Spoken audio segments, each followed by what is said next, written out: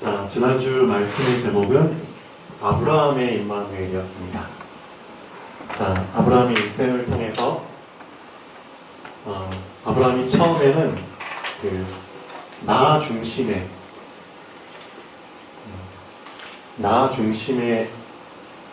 임마누엘을 붙잡고 살았죠. 근데 시간이 지나면서 점점점 그 임마누엘이 성장해 갑니다. 참 놀랍죠. 우리도 지금 각자의 임마누엘을 붙잡고 있지만 그 임마누엘이 멈춰 있는 것이 아니라, 그러니까 정체되어 있는 것이 아니라 점점 성장해 가야겠죠. 하나님이 정말 원하시는 것은 그겁니다. 성장. 그래서 아브라함도 처음에는 자기 중심, 그렇죠? 내 수준의 임마누엘을 붙잡고 살았는데 그게 점점 성장해가지고 이제는 나를 포함해서 자, 우리라는 개념의 임마누엘을 붙잡게 되죠. 참 놀라운 겁니다. 내가 소중한 것만큼 내 옆에 있는 사람들도 다 소중하다는 것을 진짜 알게 되는 거죠. 내가 누리는 임마누엘, 그게 소중한 것만큼 저 사람이 누리는 임마누엘도 정말 소중한 거구나. 그런 기준을 갖게 됩니다. 근데 이제 우리라는 임마누엘 수준을 또 뛰어넘으면 마지막에 현장의 임마누엘을 붙잡게 됩니다. 참 엄청난 거죠. 내가 처한 현장, 그 현장의 과거와 그 현장의 현재와 그 현장 속에 일어날 미래, 그렇죠? 이 수준까지 붙잡게 되는 거죠. 그 수준의 임마누엘을 붙잡게 됩니다. 지난주에는 이제 아브라함의 임마누엘이 어떻게 성장해 나가는지를 쭉 배웠습니다. 우리는 이렇게 하죠. 하나님, 제가 아직 문제가 있습니다. 제가 아직 해결되지 않은 문제를 갖고 있습니다. 저 이 문제가 해결되기 전에는 사실상 하나님의 뜻을 붙잡고 순종하고 인도받는 것 좀 힘들 것 같습니다. 라는 고백을 하죠. 누구나 이런 게 있습니다. 하나님, 저 지금 가장 간절히 해결돼야 될 문제가 있는데요. 이거 해결되기 전에는 좀 하나님 뜻대로 사는 게 좀 힘들 것 같습니다. 나름대로 이제 그런 고백을 하고 이제 좀 버팅기죠. 그럼 하나님께서 어떻게 반응하시나요? 하나님은 그래? 그러면 알겠다 하고 기다리시죠. 근데 시간이 점점 흘러요. 그러면 과연 내 문제가 해결이 되나요? 해결됩니까? 안 됩니다. 해결이 안 되는 대신에 나의 생각이 조금씩 바뀌기 시작하죠. 내 생각이 어떻게 바뀌죠? 내 중심적인 생각, 내 문제 해결을 위해서 그것이 나의 주된 생각이었는데, 내 생각의 중심이었는데 그 내 중심적인 생각이 점점 바뀌기 시작합니다. 그래서 하나님의 생각, 그렇죠? 하나님의 생각을 붙잡게 됩니다. 시간이 점점 지나면서 내 문제 해결은 안 됐지만 하나님의 마음을 이해하게 되는 겁니다. 그리고 내 생각이 조금씩 바뀌죠. 내 문제가 해결되어 본들, 그것도 답이 아니구나. 그렇죠? 내 문제 해결되는 게 능사가 아니구나. 점점 하나님의 생각을 붙잡게 됩니다. 그렇게 되면서 어떻게 되죠? 시간이 지나면서 내 문제는 해결 안 됐지만 그래도 하나님의 뜻을 붙잡아야겠구나. 하나님의 뜻에 순종해야겠구나. 그 방향으로 내가 나아가게 되는 거죠.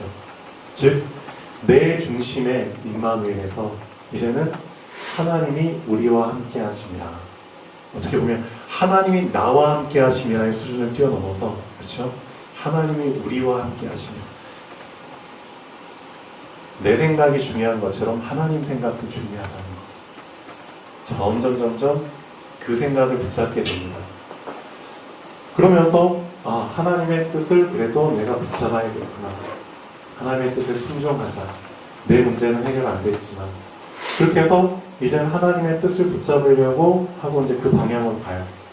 근데 어찌된 게 그때 이상한 일들이 벌어지는 겁니다. 그때 비로소 알게 되죠. 마태복음 6장 33절의 말씀을 사실상 그때 깨닫게 됩니다. 너희는 먼저 그의 나라와 그의 의를 구하라. 이 말씀이 비로소 그때 다가오게 됩니다.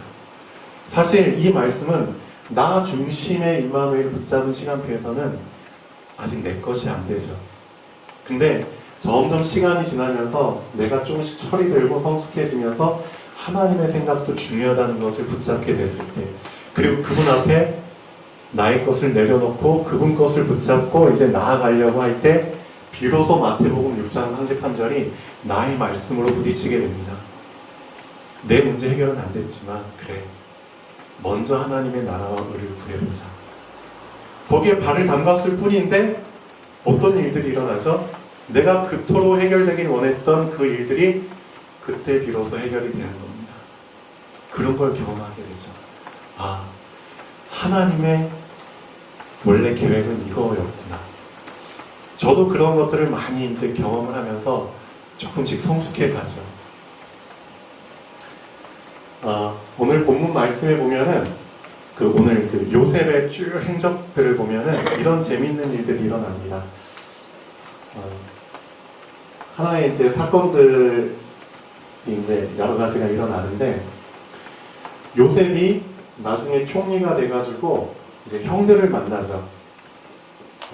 형들을 어떻게 만나게 되느냐? 7년 동안의 풍년이 있고 그 다음에 7년 동안의 흉년이 이제 본격적으로 일어나잖아요. 그래서 흉년이 일어나니까 애국과 전 지역의 사람들이 먹을 것을 구해서 소문을 듣고 애국으로 오게 됩니다. 그때 요셉의 형들도 곡식, 곡물을 얻기 위해서 찾아오죠. 근데 아마도 요셉은 국무총리였기 때문에 일일이 전 지역에서 온 사람들 직접 본인이 대면해가지고 곡식을 팔 그런 위치는 아니잖아요. 맞죠? 국무총리였기 때문에 밑에 있는 수하들이 알아서 다 사람들 상대하면서 곡물을 팔았겠죠. 근데 성경에 보면은 이 요셉의 형들을 직접 요셉이 만납니다. 어떻게 만날 수 있었을까요? 성경에 나오진 않지만 이미 요셉은 알고 있었죠. 어느 정도까지 깊이 누리고 있었던 사람이냐? 이미 하나님의 계획이 어떻게 시나리오가 진행될까라는 것까지도 알고 있었던 사람입니다.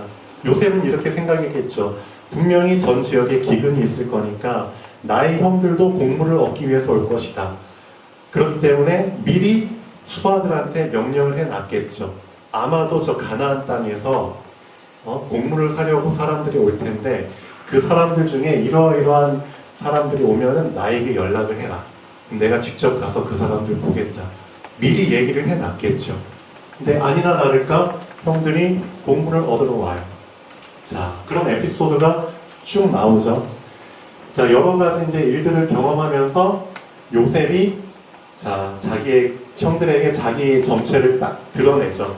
그리고 나서 아버지와 가족들을 모시고 오라고 하는데, 그때 그 수레에다가 많은 그 보물들 있잖아요.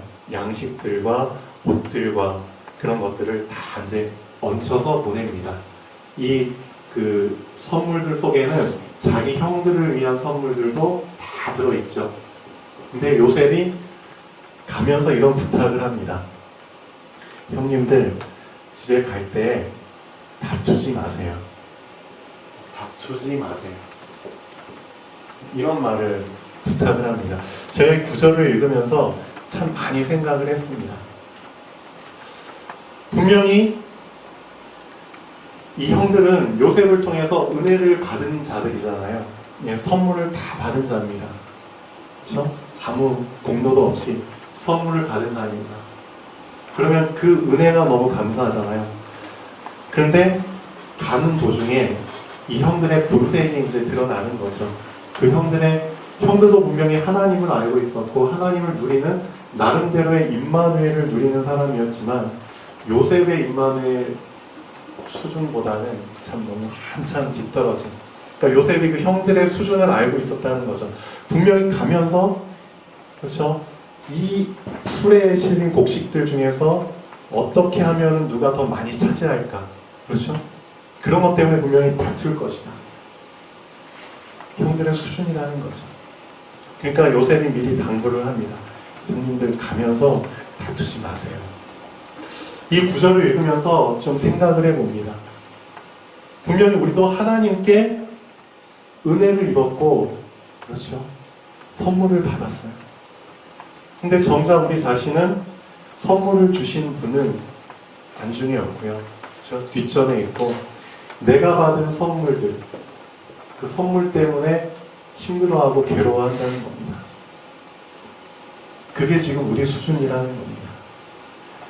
내가 예수님을 주인으로, 그렇죠? 어떻게 보면 나의 삶의 주인공으로 모시고 살고 있는데 과연 예수님이 나의 주인공이 맞냐 이거죠. 내가 하루하루 살아가는데 나의 주인공이신 예수님이 안중에도 없고 뒷전에 물러가 있고 예수님이 나에게 주신 은혜와 그 은혜로 인해서 주어진 선물들 그것 때문에 내가 오히려 힘들어하고 괴로워하고 있지 않는가. 그것들이 오히려 나에게 좀 온누가 되고 있지 않는가. 그런 부분들을 좀 많이 생각하게 됐습니다. 이게 지금 내가 누리고 있는 내 수준이구나. 이게 나의 임마누엘이 결국은 이 수준밖에 안 되는구나. 선물을 주신 그 당사자 그분은 안중에도 없고 하나님이 나에게 주신 그 선물 때문에 내가 힘들어하고 괴로워하고 있구나. 정말 반성해야 될 부분입니다.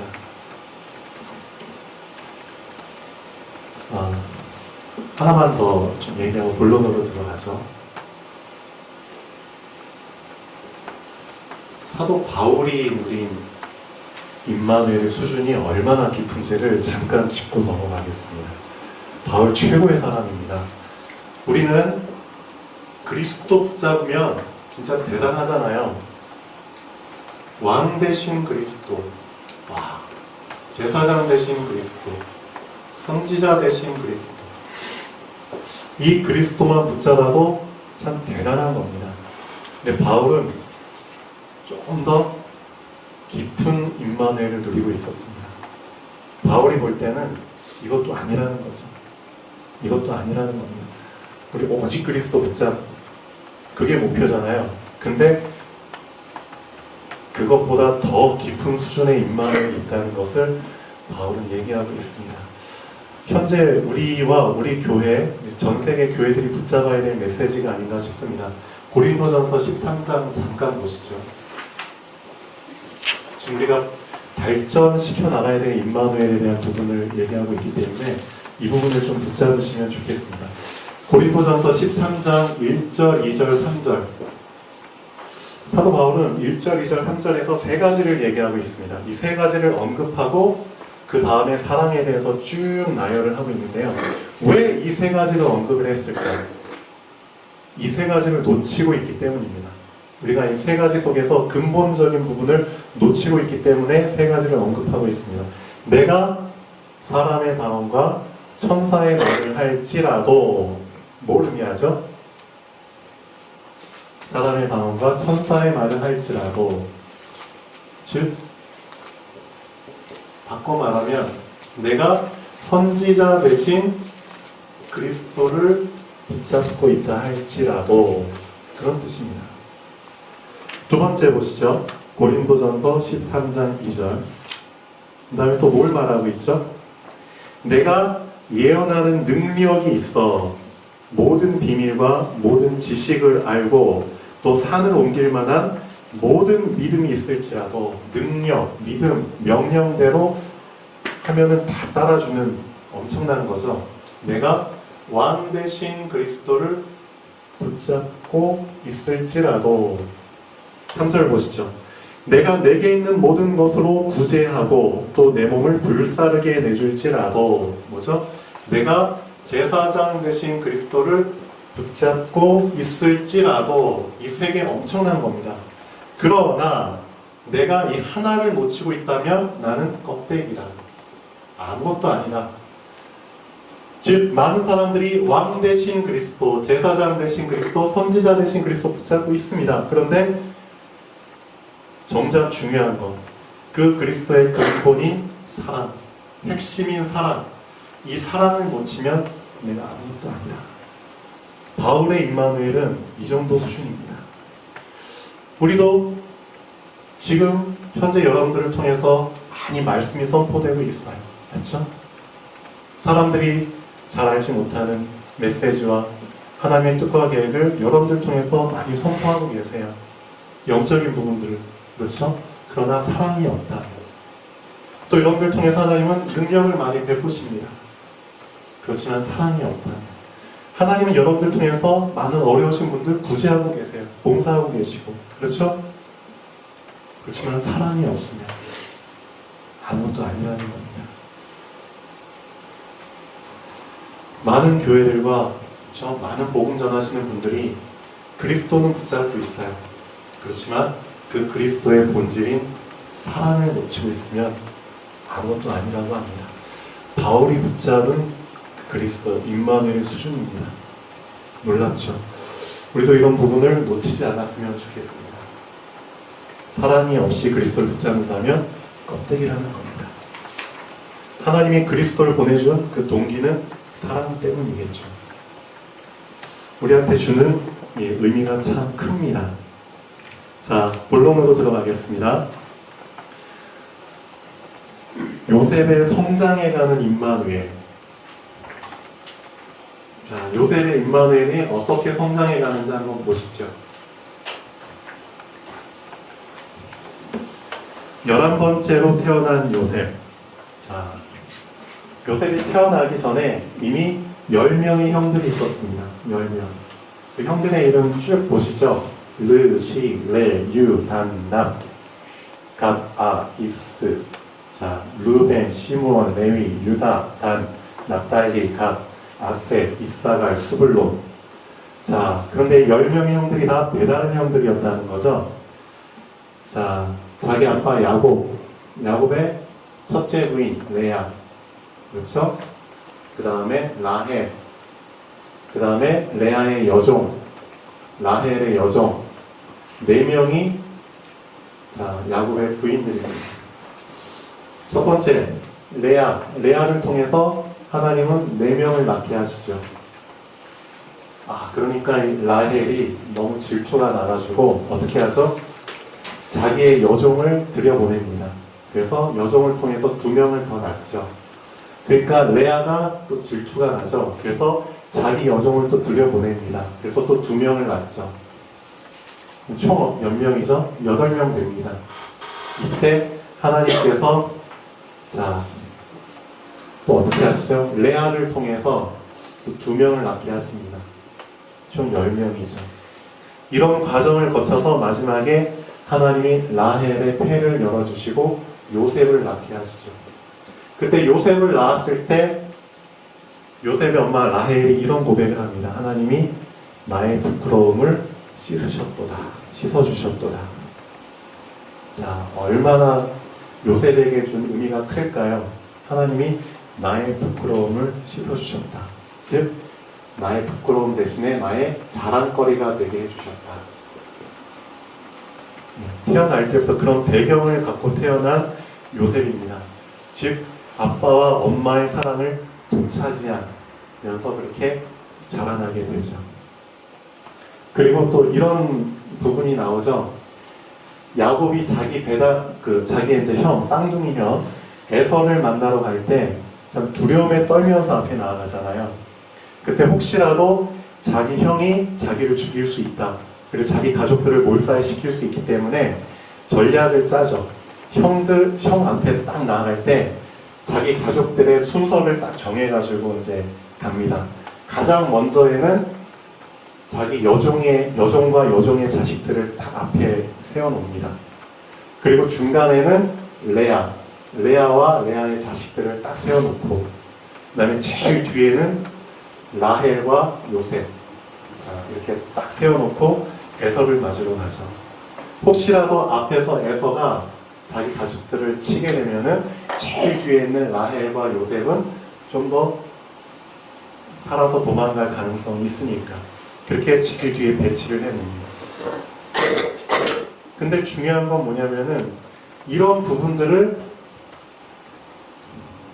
자기 배다른 형들은 다 이제 보고 경험한 겁니다. 아, 내 아빠가 정말 편애하시는구나. 편애. 요셉만 진짜 사랑하시는구나. 그런 부분이 이제 계속 쌓여갔겠죠. 그러면서 요셉은 성장을 하게 되는데, 자, 아버지의 사랑을 독차지한 요셉. 창세기 37장에 보면은 어느 정도까지 독차지했냐?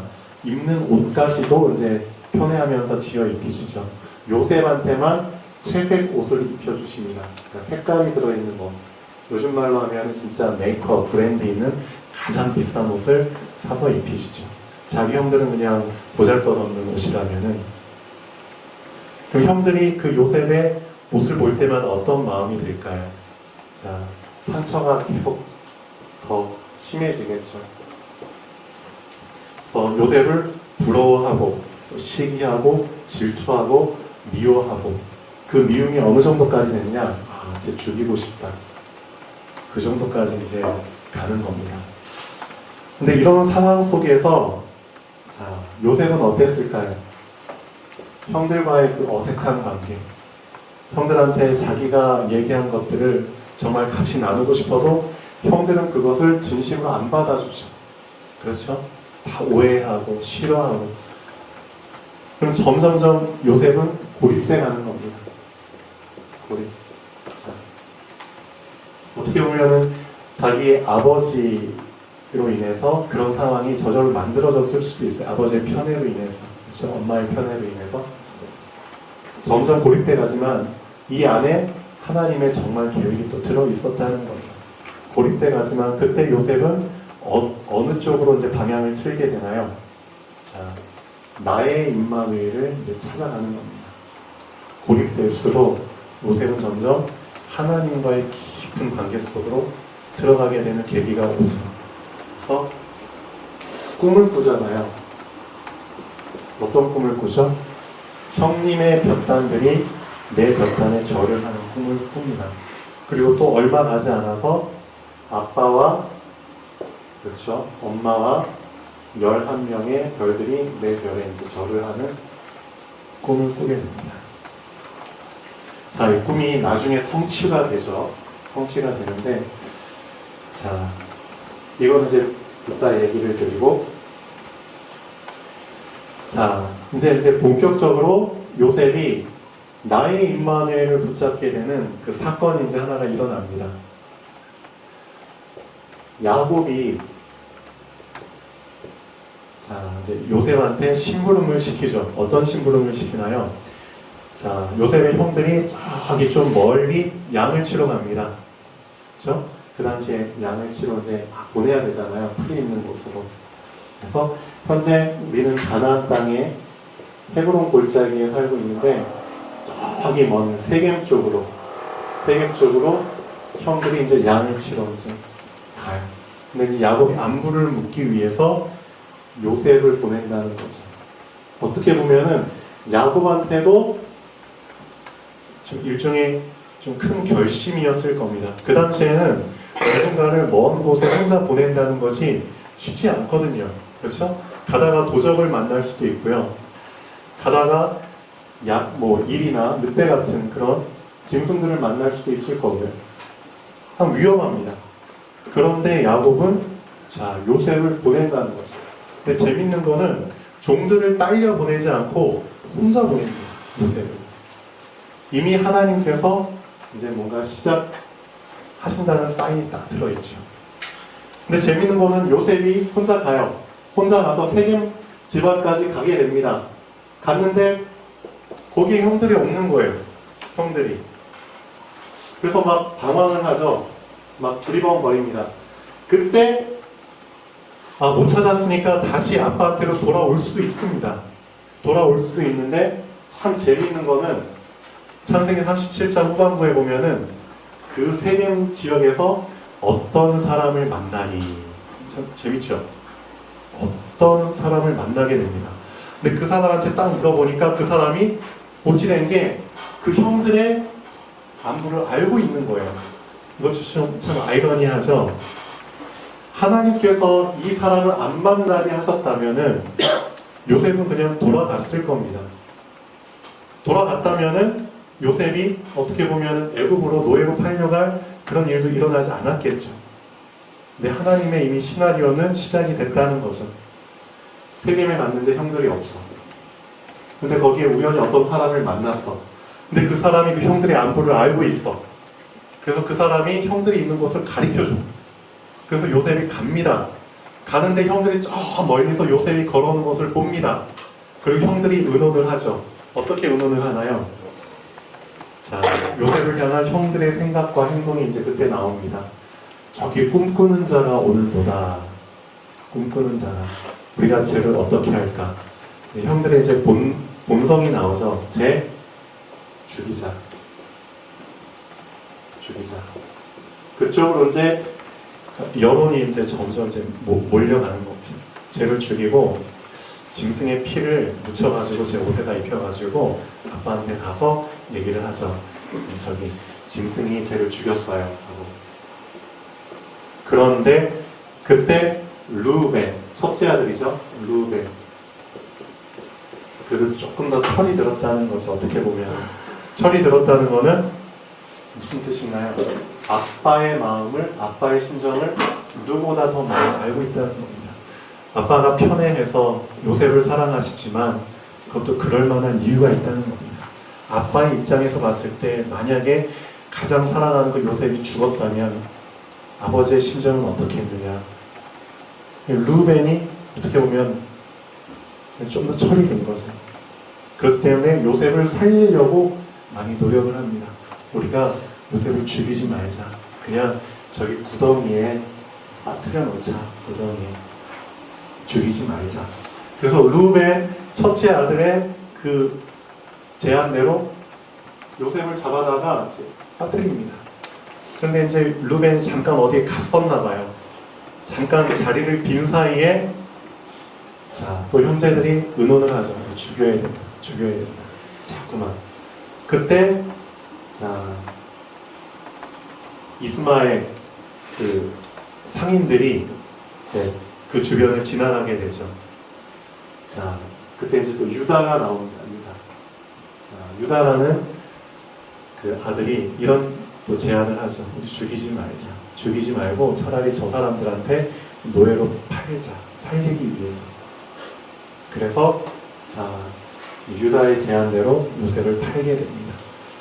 그리고 나서 이제 팔려가게 되고요. 또 루벤은 또 시간이 지나서 와보니까 요셉이 없어졌어. 자, 그런 상황들을 겪게 되는데 우리가 여기서 좀 더 붙잡아야 될 부분은 10명의 형들이 있었지만 이 형들의 중에서 그래도 루벤과 유다 이 두 사람이 좀 더 어떻게 보면은 좀 더 다른 형제들보다는 깊은 임마누엘을 누리지 않았을까.